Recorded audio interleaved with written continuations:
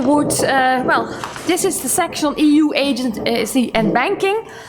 And I would like just to start with the first presentation. It's on some reflection on the governance and accountability of the Single Resolution Board by Marta, Bozina, Beros. And are you here? Yes.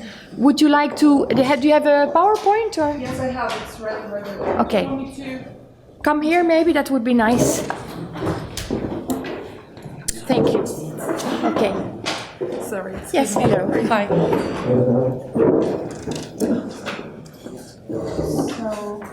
Anyway, I don't have. Oh, sorry. Yes, Thanks. you have a mic. Thank you. I'm sorry for my voice. I have a little bit of a cold, but I hope that everything can be heard.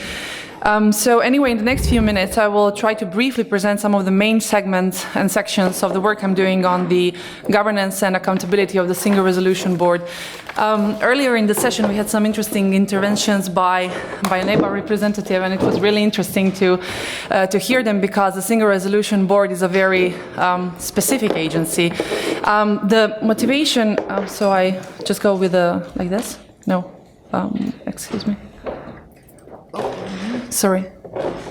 Yeah. Okay. So anyway, starting with the motivation for this work, well, actually, I think that agency governance is perhaps one of the most interesting features of the developments in the economic and monetary union post-crisis. So, firstly established with the creation of the ESAs in 2010, agency governance has now been further consolidated, so to say, and confirmed with the banking union, whose key executive bodies are union agencies, among which the Single Resolution Board. So, in a short period of time, you can really see how agency powers and agencies organization have progressed from assisting the Commission with their technocratic expertise and in drafting technical standards and with quasi-rule-making activities to a more intrusive decision-making, more independent decision-making, such is the case with the Single Resolution Board.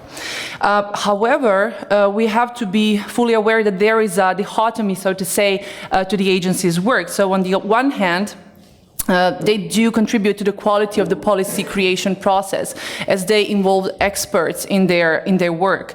But on the other hand, these are non-majoritarian entities, so they kind of challenge the traditional notions of accountability, and their independence and accountability always have to be carefully balanced. And what is also interesting in the context of the economic and monetary union is the fact that the increasing agency powers, such is the case with the Single Resolution Board, as I detail later on, complicates the governance process in the economic and monetary union, because the interplay between various actors, so between agencies, commissions, and the other traditional stakeholder, has to conform to a very rather strict legal and institutional limits, and most notably, as was said before, even the Meroni doctrine.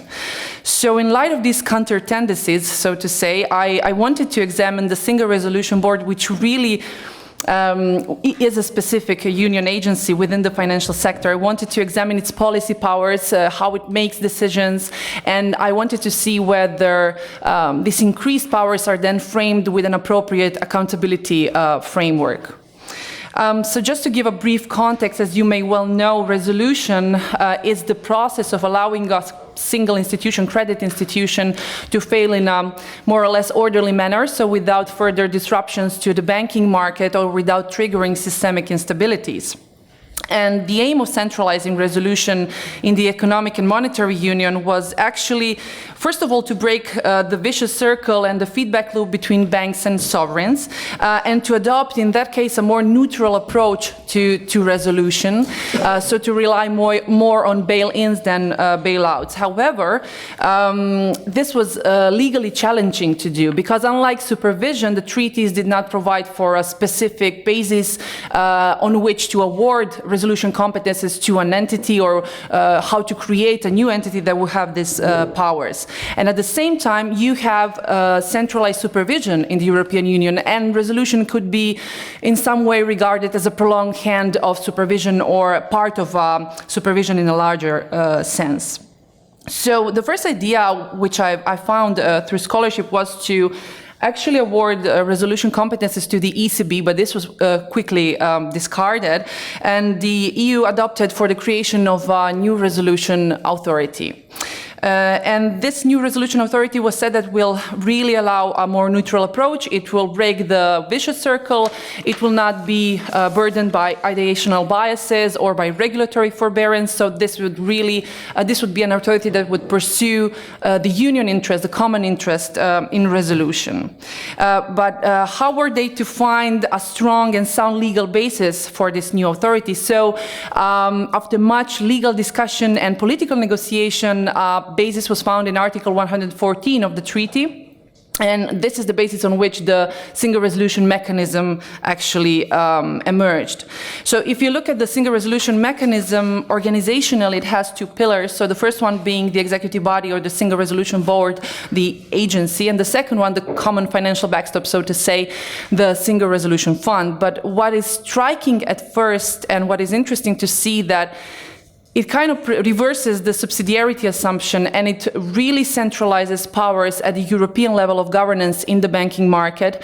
And in that way, it redefines also the roles of the traditional stakeholders in the policy creation process. This was an interesting provision to see in the single resolution mechanism regulation. So it says that the single resolution board is a specific union agency with specific structure corresponding to its specific tasks. So 3 times, it was really fascinating to read. So 3 times, like they were saying, these are not ASAs anymore, so this is a new kind of agency. And really, if you look at it, it does depart, the board does depart from the model of other European agencies in the financial sector, but it brings some peculiarities to its tasks, to the governance mode within the board, which are worth then investigating. So firstly, I'm going to turn to governance, as the title suggests, and then I'm going to turn to the accountability part. So if you look the governance of the board's design and the composition of its management structure allows more or less an interactive deliberation and the taking account of all relevant interest in the resolution process, so in creating prudential policies. And decision-making powers are centralized at the European level, definitely, but however, they are not fully awarded to the board. They are shared among different entities, so the Single Resolution Board, the Commission, and the Council. While the execution of the policy relies on a more decentralized approach, something that we have seen in the oversight of the EU payment system. So it relies on the network of national resolution authorities. The Single Resolution Board is composed of a chair, a vice chair, 4 full-time members, and also very importantly to note is that it is composed by representatives from the Commission and other regulatory authorities, most notably EBA, which is a very important interlocutor. So the board functions in plenary and executive session. As the name suggests, the plenary represents the widest interest, and the executive sessions have a more, well, so as to say, limited composition. But it is the session in which the board takes the most important decision, so on resolution schemes, and so on. Nota bene, however, so it is worthy to note that it is the board who initiates resolution procedures. So either as a continuation on the signal of the ECB it receives or on its own decision, so to say. It does all the preparatory work, so the board does all the preparatory work as well as resolvability assessments. It also leads and instructs national resolution authorities when they implement resolution schemes. So it is the lead authority for the national level. Every step of the way, the work of the board will require and does require a significant margin of discretion. For instance, if you look at resolvability assessments, the board independently decides on which elements of a bank's balance sheet it will look at and decide how to and whether to further investigate them. Yes, it relies on technical standards, of course, and other accounting standards, but this is a very important power of the board. Even when it instructs national resolution authorities, the criteria it follows falls within a large range, and it's not prioritized in any specific manner within the regulation. So it again leaves the board with ample discretion in its work. So what are you to do with an agency which has a sizable amount of discretion in order to justify its work, in order to keep it within the limits of the Meroni doctrine? You have to put it in a communication with other relevant institutions, most notably the Commission and the Council. And the interplay with these institutions, of course, allows the board to fit well within the limits of the doctrine, of the Meroni doctrine. This is a very, actually, complex process because, as I said, the board is the one who makes the decision. The commission then it communicates the decision to the commission. And the commission then has 24 hours to either endorse or object the decision. And if it objects the decision on the basis that it finds that it's not in the public interest, or whether it makes some material modifications to the use of the single resolution fund, it then has to convey the decision of the board further along to the council. So this is a very complex interplay. Speeding along through the accountability. And this is kind of where I was challenged the most because I'm not a political scientist by vocation. So what I wanted to see through the accountability was whether these arrangements are appropriate to keep the board within the treaty established limits and also to safeguard the common union interest in the execution of the board's task. So the regulation provides for two types of accountability explicitly, the political one and judicial one. In respect of political accountability, the board is accountable for the performance of its task to the traditional stakeholders, that's to say, to the Commission, to the Council, to the European Parliament, in a form of regular annual reporting obligations. But what is very interesting to see that and it was mentioned even before earlier, that the European Parliament retains the right to, not only to inquiry, but to hold closed-door confidential exchanges of view and consultations with the board's chair in the process of resolution planning and in deciding on resolution. National actors are excluded from these confidential meetings. On the other hand, the board is also accountable to the national parliaments, and the national parliaments or participating member states can ask the board chair to come and give some explanations and for the exchange of view, but these are not confidential, on the other hand. So, as I mentioned, the parliament also retains the right for an inquiry to the board's work, and the modalities of this inquiry and the cooperation between the Parliament and the Board as regards accountability are further detailed through an interinstitutional agreement signed in 2015, which is very, very interesting, as was said earlier, to read. The Commission also has the right to monitor and oversee the work of the single resolution mechanism, as well as to see whether the Board functions in the general union interest. Then there we have judicial accountability, which is a traditional notion, so judicial review by the Court of Justice of the European Union, but the case can be contested before the court only after an appeal panel has reviewed the case, and the appeal panel is formed within the board itself. There are also some other aspects of accountability of the board. For instance, the board acts within the field of resolution, which is a very specific field of prudential policy. And so, unlike with supervision, you cannot involve a larger group of stakeholders in the consultation process when policy is being created. But an important aspect, how to compensate for this, that you cannot include really the representatives from the bank groups and from the general public, is of course the board's contractual and non-contractual liability. Another important aspect of accountability is also the participation of Commission and the Council in the board's sessions. They observe the sessions and participate as observers and without, as observers. And in this way, this accountability is, as it's envisaged by the regulation, really comprehensive, but there are some perhaps problematic features. So the problematic features, this is kind of displayed differently that it looked like on my presentation, but okay. So what to conclude on the board? Well, first of all, I wanted to say this is very early work, and I'm hoping for in the discussion, I'm hoping for some pointers and some useful actually comments that I can incorporate in the paper as I develop it. The first thing you can say is that it is too early to say that the board will be effective. or that it will not be effective, that it will pursue the union interest or not. So no decisive answers can still be reached, but what we can discern from the board's legal framework for its theoretical underpinnings is that it really does present a significant increase in agency powers, as well as a change in agency's function, since agencies have now progressed from assisting the Commission with drafting technical standards and guidelines, strong guidelines, and to being more intrusive decision makers, more independent decision makers, so the sole initiators of prudential measures. In this respect, the coordination of EU institutions is very important to frame such these new agencies, as the board will present these new agencies within the limits of existing doctrines, most notably the Meroni doctrine.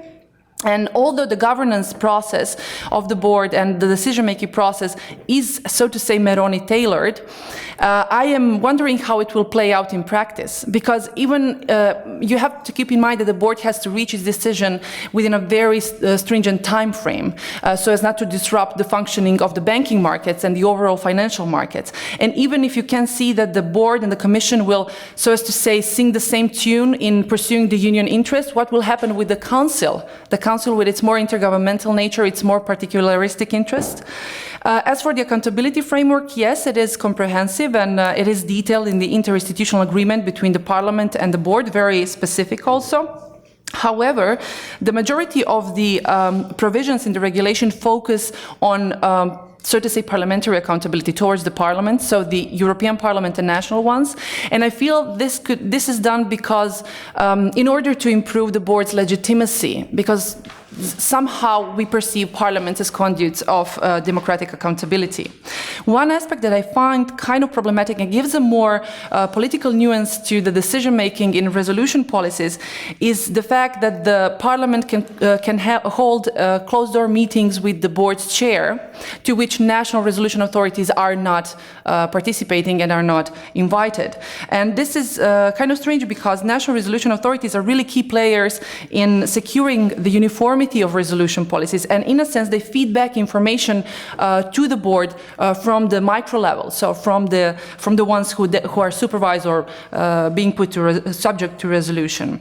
So this is kind of the things that make me think that the board will have challenges in overcoming. So this is it, I think. Thank you very much.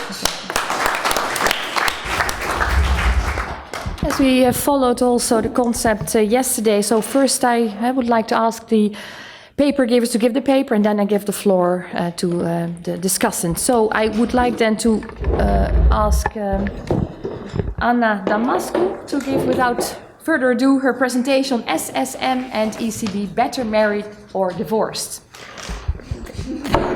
Okay, promising title. Yeah. Okay, how do I change that? Escape. Moment. Yeah, and this is mine. This is yours? Yeah, this is.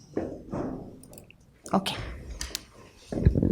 Okay, first of all, thank you very, very much for the invitation. Thank you for bringing us to this magnificent scenery, and thank you all for your participation in this panel today. I think, our panels are so interesting, so it's really difficult to choose.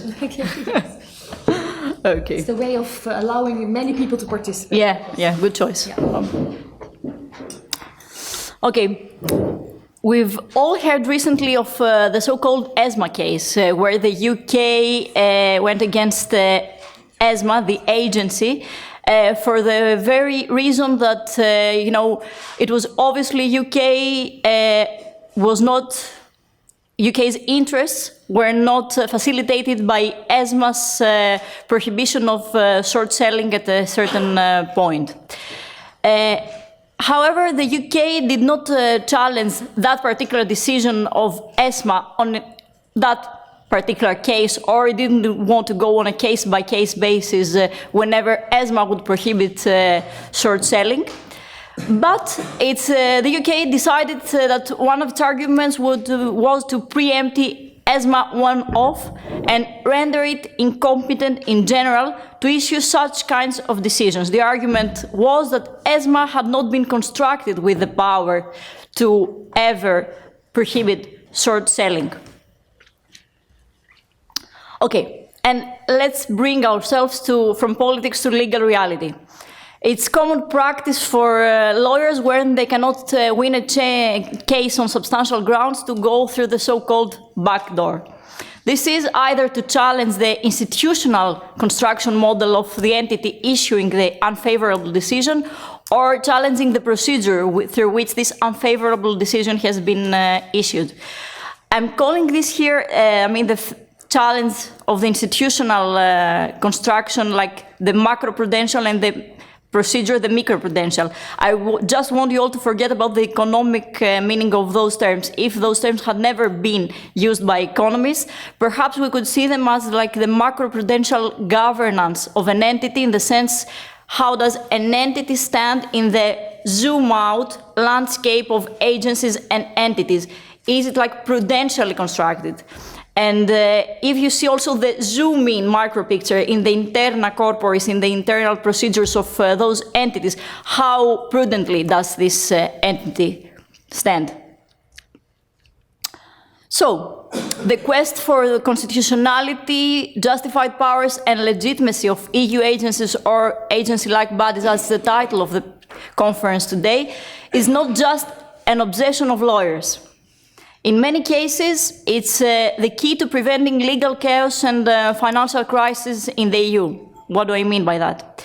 Usually when one case, all practitioners, all practice lawyers, they know that usually when one case is annulled on the institutional procedural grounds, which I mentioned just a while ago, then a massive wave of annulments follows, destabilizing the system as a whole. So what would that mean in the case of the EU banking union and the single supervisory mechanism? This month we are celebrating the second birthday of the SSM. And what's the picture up to now? We have the SSM. Practically what we wanted was, a supervisor with panoramic view over the EU banking market, because we realized that the EU banking market was very interconnected and very interdependent, so we wanted a supervisor which would have a full view over that market. Practically, we ended up with a supervisor just for the Eurozone. This is not, of course, insignificant. The Eurozone is a big portion of the EU market. Supervision over systemically significant credit institutions. Prudential supervision is a task of the SSM, and some of the tasks, to make it very clear, is the authorization of new credit institutions, ensuring their capital adequacy and liquidity, the coordination of early intervention measures for the troubled credit institutions, which would finally go with the SRM. It has investigation powers. It has even the power, the SSM, to remove a credit institution's board, and of course impose pecuniary sanctions, which could be up to very significant amounts. This all means, as you realize, a transfer of considerable national powers to the exclusive EU competence. And at the same time, it means a significant increase of compliance costs for the SSM-supervised institutions.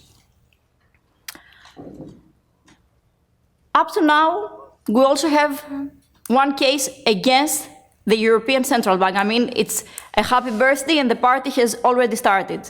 And yes, the Landeskreditbank of Baden-Württemberg has gone against the European Central Bank in the court for challenging its categorization as a systemically significant credit institution, and thus as institutions which will need to be supervised by the SSM.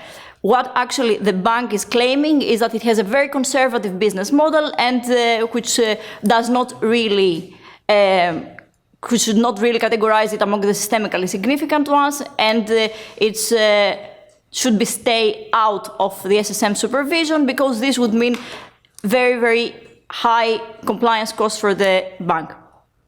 So, in this particular case, the bank has gone against the ECB on substantial grounds. But already in the picture, in the cloud, we have the troubles of the Deutsche Bank group. This is not, imagine what would happen in a case where unfavorable decisions would be being issued by the ECB against that group, and that group does not only represent high financial interests for the stakeholders, but also for a very strong EU member state. It's a national case. It's a national issue for Germany, perhaps. And Going now to the macro-prudential, as I described it before, arrangement, the macro-prudential institutional arrangement for the SSM. There was a huge discussion in the midst of this era of agencification and the need for a new pan-European supervisor, how to structure the supervisor. And despite this general trend of agencification, creating more agencies, it was decided that the SSM would be the shop in a shop. So the SSM was actually constructed within the existing European Central Bank. There were some advantages in this placing the SSM within the ECB. We had already Article 127, paragraph 6, which could confer on the ECB the prudential supervision of credit institutions. There is a long discussion about whether this article actually help us overcome the Meroni troubles, but okay, it's not a discussion that I would like to open now. And there is also a similar reference in the ESCB statute. And also, it was obvious that banking supervision is not just a technical issue, a black and white issue. It requires many subjective, discretionary judgments on a daily basis. So this would need an institution to take this kind of decisions.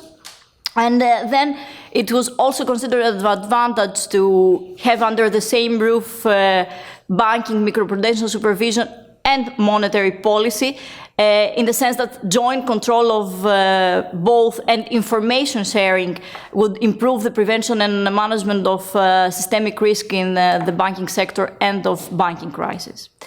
And since the ECB is already in practice, like the lender of last resort for those troubled SSM supervised institution, then having at the same time its supervision would minimize the moral hazard. And then it was also the benefit of decoupling, like having a separate supervisor from the regulator and from the resolution authority. I mean, the last one is a bit questionable, but this was the line of thinking. And then, I mean, there are obviously some minuses, or that we are creating a super powerful entity without adequately increasing its accountability and without limiting its super independence. We have conflicts of interest between the two distinct policy objectives, monetary policy and banking supervision. There is also the reputational risk of the ECB as a monetary policy maker in case it fails as a supervisor. And do we really want also very conservative banking institutions? I mean, we don't just want deposit-taking institutions, we also want institutions taking some risk in favor of doing business. And then with placing also the SSM within the ECB, we have joint supervision just for the Eurozone. We are inheriting some of the past political choices of the ECB, and there is some problematic interaction between the existing ECB and the new SSM structures. Let me go a bit further into that. I mean, the underlying question about, the underlying concern about this problematic interaction between the ECB and the SSM structures, how Chinese are really the worlds between ECB's monetary policy and ECB/SSM's supervision. We have a supervisory, to give you some examples, we have the supervisory board drafting the decisions and submitting them to the governing council for their final decisions. Supposedly the governing council which is also competent for the monetary policy, is discussing those supervision issues and taking the decisions in separate meetings and separate agendas by the same people. Okay. And not to mention the burdensome and inefficient decision-making process, which could take endless time in case it goes into a mediation panel, etc., which may not be very prudent for the case of like troubled banking institutions with urgent needs. And then let me also highlight something else. For example, the vice chair of the supervisory board is also a member of the executive board and governing council of the European Central Bank. At the same time, the 4 ECB representatives that participate in the supervisory board, they are expressly prohibited from having any involvement with monetary policy, double standards. Also, that vice chair of the supervisory board is the chair of the mediation panel between the governing council and the supervisory board. And there is also an express obligation of close cooperation between the supervisory board and the ECB's executive board. But then, wow, time has passed. Okay, but then the SSM structure per se has also certain problems. Inadequate accountability, perhaps, and I can discuss further with you, in the break or later in the questions, but just let me be brief now for the sake of time. And non-participation of independent members. SSM employees, in many cases, are also employees of national central banks and national competent authorities on unpaid leave at the same time. And the ECB and SSM do not participate in the EU Transparency Register with regard to the meetings they have with supervised credit institutions and other interest groups. And also the work of the administrative board is a bit problematic in the sense that we have an administrative board to check the SSM. This administrative board is actually hired, paid by the European Central Bank, and there is also an expectation of renewing their 5-year term. And also procedural flaws within the SSM structure. We have the rules on admissibility of evidence, procedural rights, which are not really safeguarded. We don't have the privilege of non-self-incrimination. Again, troubles with the procedure within the Administrative Board of Review. A clear need for better codification of the due process rules, and a lot of challenges with the judicial reviews, especially when national competent authorities come in the play again. And of course, I referred before to the inheritance of the ECB in the new SSM. I mean, the ECB has in many cases been criticized for inadequate accountability, inadequate transparency, the minutes, moments, and the records and the voting of the discussions within the governing council are not being published, and there have been a lot of leaks many times. For example, that although those figures participating in the governing council, they should act in the benefit of the EU. In many cases, not only those that are political figures, in many cases they represent obviously their national interests. And going to the end of this presentation, the EU banking union has been described even as the most ambitious reform of the EU architecture since the circulation of the single currency. The SSM is still at its infancy, thus there is plenty of room for amending its institutional and procedural flaws. And we should bear in mind that the SSM is not an end in itself. The reason it was established, it was for the development of the EU and the well-being of its citizens, and for these reasons, the SSM's duty of success is imperative. Thank you very much. Thank you very much. We just continue because I would like to have some time for discussion. So let me just see. No, I have it also on my flash drive, so I can okay, put good. it. Thanks. So the next speaker is Aneta Spenzarova, and she's talking about harmonization after centralization, explaining the growing prominence of the European Securities and Market Authority in European financial sector governance. Quite a mouthful. That's quite a mouthful. Yeah. There you are here. Where are you? Oh, I can just. Oh, sorry, I was. No, this one. Yeah, there we go. Okay. So as many of us today, I'm also fascinated by ESMA, the European Securities and Markets Authority, and how much power and prominence it has gained in the European financial sector over time. After doing the analysis for this paper, I thought of, well, what is perhaps a cheeky way to put my conclusions, and that would be don't mess with ESMA. I think that's the message that they're trying to send, not just to market participants, but I think also to, obviously, the member states with the Court of Justice case that we've discussed several times today. There was also clearly an affirmation of those growing powers and prominence of ESMA in financial regulation. ESMA, of course, on a certain level feels remote.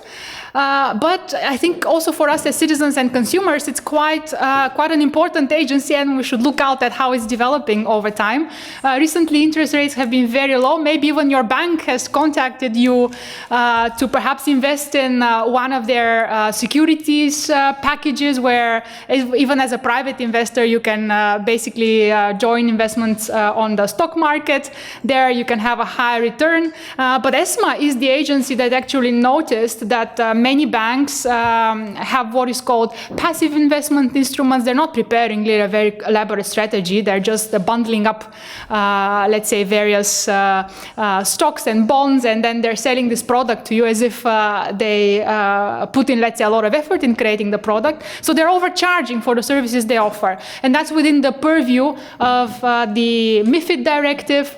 And since ESMA has powers within that context, it actually said, look, you have to be careful, you have to reduce those charges to customers. And that was quite bold action, so to say, also sending a message to market participants.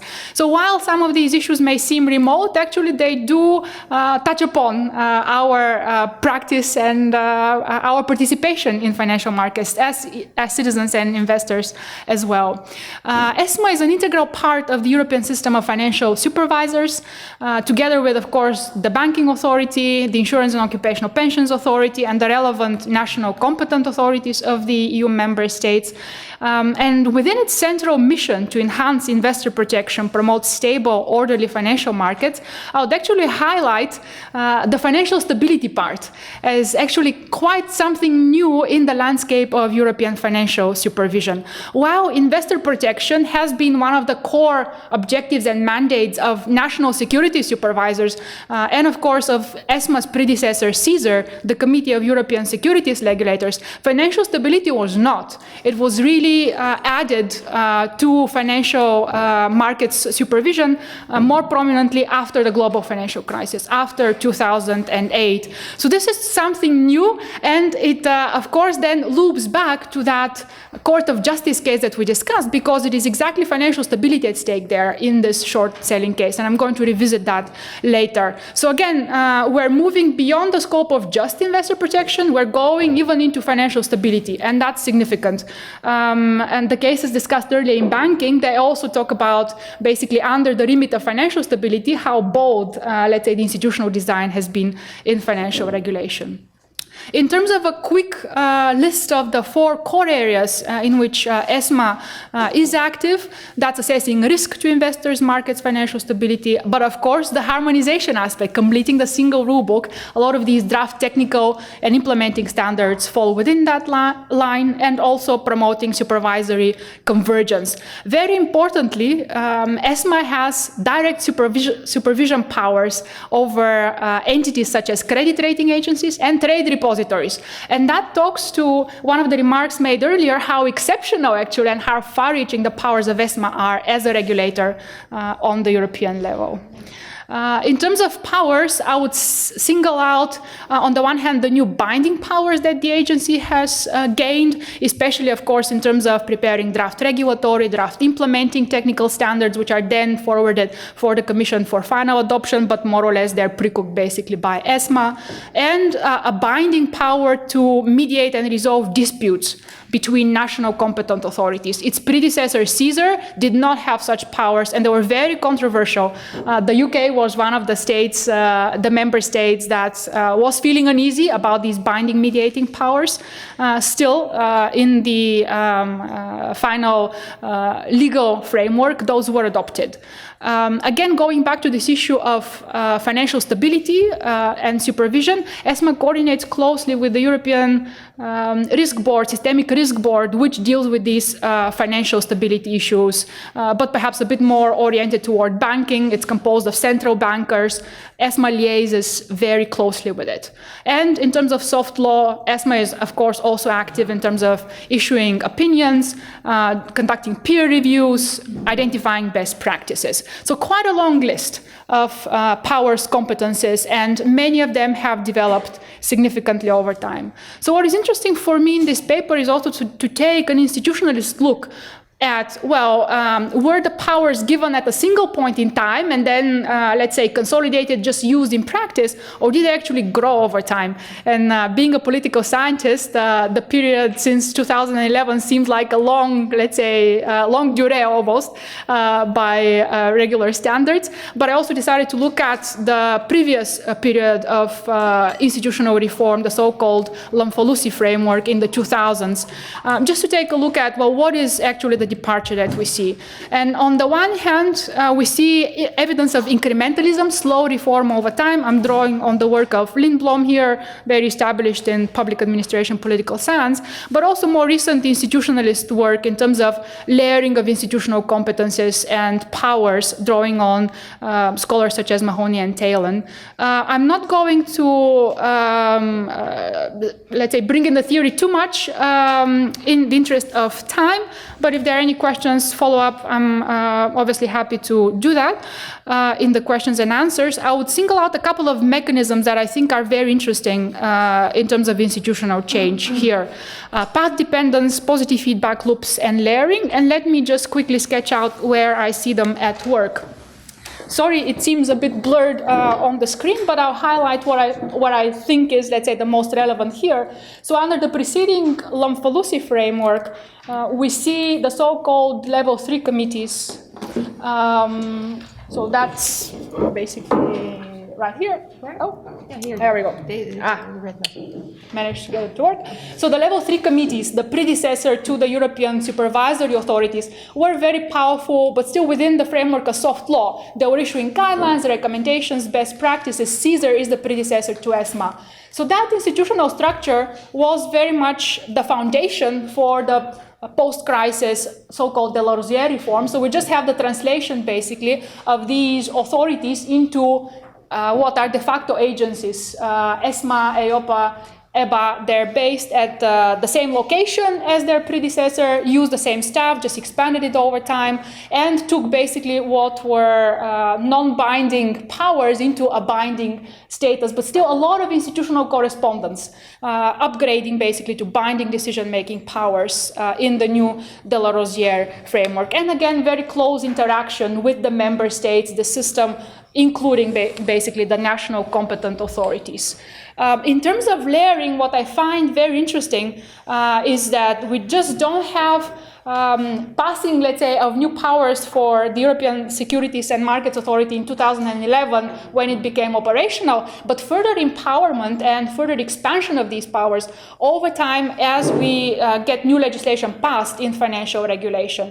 So 6 major pieces of legislation I will highlight since 2011 in financial sector governance. 3 of them are amending existing legislations, 3 of them are completely new, and all of them accrue or consolidate the powers of ESMA in these different core areas that I outlined in the beginning of the presentation. So it's not just about draft regulatory and technical standards anymore, even though they're very prominent in MiFID, Markets in Financial Instruments Directive, and regulation. It's also about regulating post-trading. That's the so-called EMIR, another acronym that's been flying around a lot lately in post-trading. And also this very important case, the Court of Justice case that we discussed, is based basically on a 2012 regulation on short selling, which again empowers, gives new powers to ESMA, far-reaching by any European comparison, that of course have been contested by the member states as well. So the process did not stop in 2011 with granting the powers to ESMA initially. It actually continued since 2011, and we still see it at work today. The Court of Justice case has already been discussed in several presentations, so I'm not going to go over, let's say, the significance of the case here. I just retweet basically what was said before.